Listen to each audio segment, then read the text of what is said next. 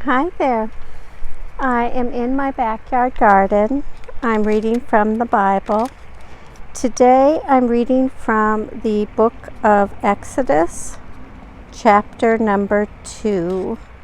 In chapter 2 of Exodus, it talks about the birth and youth of Moses, and then it finishes up by talking about Moses flees to Midian. But before I get started, I do want to talk just a little bit about what you see in the video today. Today I'm showing you a Pekin pepper plant. Sometimes these are called bird peppers. They're tiny little peppers. They're very hot.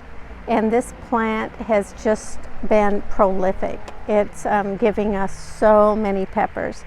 These are wonderful to grind up in a spice grinder and have as hot pepper powder for cooking. They're very hot. Okay, enough about the garden.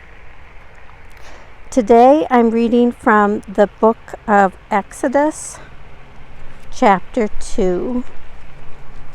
The reading begins. Now, a man from the house of Levi went and married a Levite woman. The woman conceived and bore a son, and when she saw that he was a fine baby, she hid him 3 months. When she could hide him no longer, she got a papyrus basket for him and plastered it with bitumen and pitch. She put the child in it and placed it among the reeds on the bank of the river.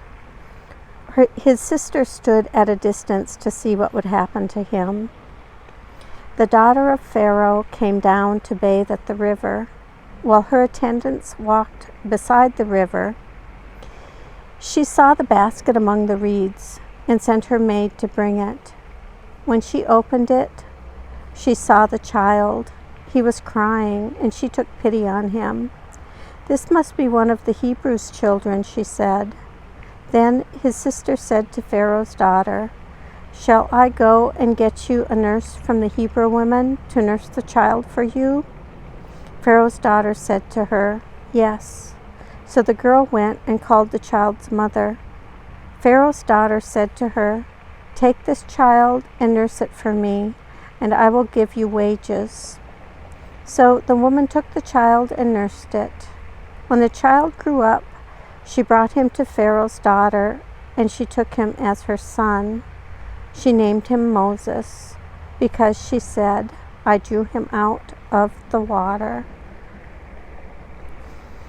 One day, after Moses had grown up, he went out to his people and saw their forced labor. He saw an Egyptian beating a Hebrew, one of his kinsfolk. He looked this way and that, and seeing no one, he killed the Egyptian and hid him in the sand. When he went out the next day, he saw 2 Hebrews fighting, and he said to the one who was in the wrong, "Why do you strike your fellow Hebrew?" He answered, "Who made you a ruler and judge over us? Do you mean to kill me as you killed the Egyptian?" Then Moses was afraid and thought, "Surely the thing is known." When Pharaoh heard of it, he sought to kill Moses. But Moses fled from Pharaoh. He settled in the land of Midian and sat down by a well. The priest of Midian had 7 daughters. They came to draw water and filled the troughs to water their father's flock. But some shepherds came and drove them away. Moses got up and came to their defense and watered their flock. When they returned to their father, Reuel, he said, "How is it that you have come back so soon today?" They said, "An Egyptian helped us against the shepherds. He even drew water for us and watered the flock." He said to his daughters, "Where is he? Why did you leave the man? Invite him to break bread." Moses agreed to stay with the man, and he gave Moses his daughter Zipporah in marriage. She bore a son, and he named him Gershom, for he said, I have been an alien residing in a foreign land.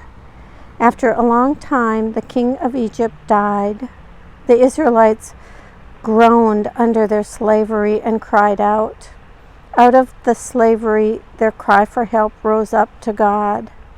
God heard their groaning, and God remembered his covenant with Abraham, Isaac, and Jacob. God looked upon the Israelites, and God took notice of them. Here ends the reading of Exodus chapter 2.